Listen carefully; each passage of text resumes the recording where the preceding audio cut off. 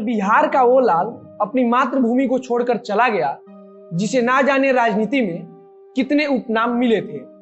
सबसे पहले तो मैं केंद्रीय मंत्री और राज्यसभा सांसद रामविलास पासवान जी को श्रद्धांजलि अर्पित करता हूं। आज के वीडियो में हम कुछ ऐसे किस्से को सुनाएंगे जो आपको हंसाएंगे भी और बिहार की राजनीति में रामविलास पासवान जी का कद कितना बड़ा था इसका अंदाजा भी कराएंगे।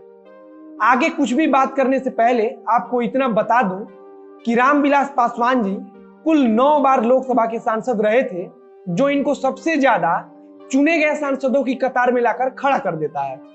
आज बिहार की राजनीति का एक ऐसा सूरज अस्त हो चुका है जिसने अपनी पूरी राजनीतिक जीवन में अपने आप को कभी भी बिहार की राजनीति में अलग थलग नहीं पड़ने दिया।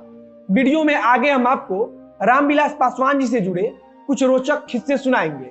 उससे पहले अपना परिचय दे देता हूं। नमस्कार, मेरा नाम है मोहित कुमार सिंह और आप देख रहे हैं जनता जंक्शन। आप सबने यह नारा तो जरूर सुना होगा कि धरती गूंजे आसमान, रामविलास पासवान। अब आज हम आपको यह कहानी बता देते हैं कि यह नारा कहां से निकला और कैसे रामविलास पासवान के समर्थकों द्वारा लगाया जाने वाला सबसे बड़ा नारा बन गया। कहानी 1970 के दशक की है। आपातकाल के बाद देश में चुनाव हो रहा था और उसी चुनाव में रामविलास पासवान और लालू यादव को एक साथ प्रचार करना था। रैली स्थल पर लालू पहुंच गए थे, लेकिन पासवान जी को आने में जरा देर हो गई। लालू जी का भाषण मंच से चालू था। अचानक पासवान जी का हेलीकॉप्टर रैली स्थल के ऊपर उड़ने लगा। सबकी नजर हेलीकॉप्टर पर टिक गई। तब लालू यादव ने मंच से कह दिया कि ऊपर आसमान, नीचे पासवान। इसके बाद से इस नारे को पूरे चुनाव के दौरान पासवान जी के लिए उनके समर्थक लगाया करते थे। इसी नारे से एक और नारा उनके समर्थकों ने बनाया कि धरती गूंजे आसमान, रामविलास पासवान। यह नारा तो हाजीपुर के बच्चे बच्चे के जबान तक पहुंच गया। अब एक और नारा है जिसका किस्सा भी बड़ा खास है। नारा है कि 10 रुपया में 3 गिलास, जीतेगा भाई रामविलास। इस नारे की कहानी भी सबसे अलग है। असल में यह नारा कुछ और हुआ करता था, लेकिन बाद में इसे बदला गया। असली नारा था लालू वीपी रामविलास, 1 रुपया में 3 गिलास। दरअसल 1991 में लालू यादव ने मुख्यमंत्री रहते हुए ताड़ी पर से टैक्स हटा दिया था। तब विपक्ष ने तंज के तौर पर इस नारे का इस्तेमाल किया था। वहीं इसी नारे से रामविलास पासवान के समर्थकों ने नया नारा बनाया कि 1 रुपया में 3 गिलास, जीतेगा भाई रामविलास। तो यह कुछ ऐसे किस्से थे जिसको आप राजनीति का हाथ से बोल सकते हैं। अब आते हैं रामविलास पासवान जी की राजनीतिक जीवन पर। यूं तो रामविलास पासवान जी के पास 50 साल से भी ज्यादा का सांसद और विधायकी का अनुभव था। आप शायद ऐसे अन्य नेताओं को भी ढूंढ लें जो बहुत लंबे समय तक सांसद या विधायक रहे हों, लेकिन अगर मैं आपसे कहूं कि 1996 के बाद चाहे सरकार जिसकी भी हो, लेकिन रामविलास पासवान जी केंद्र में मंत्री रहे हैं, तो शायद आपको थोड़ा अचरज होगा। लेकिन यह बात बिल्कुल सही है कि चाहे सरकार जिसकी भी होती थी, रामविलास पासवान जी उसमें अपने आप को फिट कर लेते थे। भारतीय राजनीति में शायद ही कोई दूसरा नेता होगा जिसे 6 प्रधानमंत्री के कैबिनेट में मंत्री होने का गौरव प्राप्त हुआ हो। इसी का कारण है कि 1996 के बाद कुछ मौकों को छोड़ दें तो वे अधिकतर समय केंद्र में मंत्री बने रहे।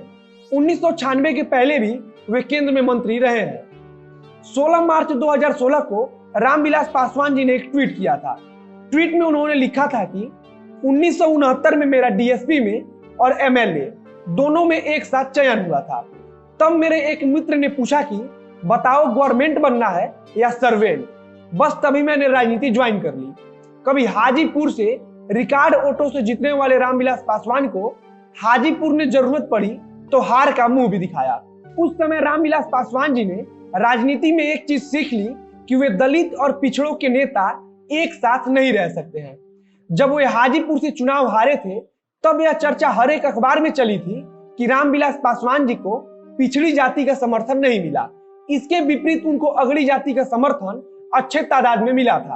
आपको याद होगा कि जब 10% सवर्ण आरक्षण की मोदी सरकार ने पैरवी की थी, तब वे उसके पक्ष में मजबूती से खड़े रहे थे। अब आप सुन लीजिए कि किस किस सरकार में और कब कब रामविलास पासवान जी केंद्र में मंत्री बने रहे। रामविलास पासवान साल 1989 में वीपी सिंह की सरकार में लेबर वेलफेयर मंत्री बनाए गए। साल 1996 में रेल मंत्री तो साल 1996 में ही संसदीय कार्य का मंत्रालय मिला।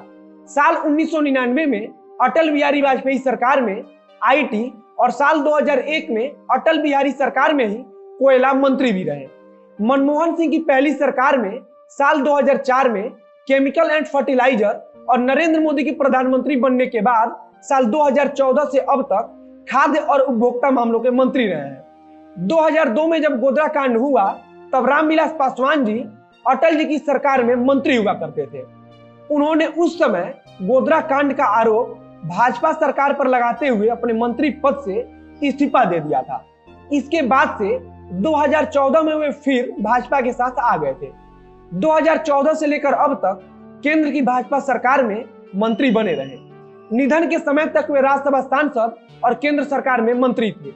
आज उनका निधन हो गया है, वो भी ऐसे समय पर जब बिहार चुनाव में लोजपा को उनकी सबसे ज्यादा जरूरत थी।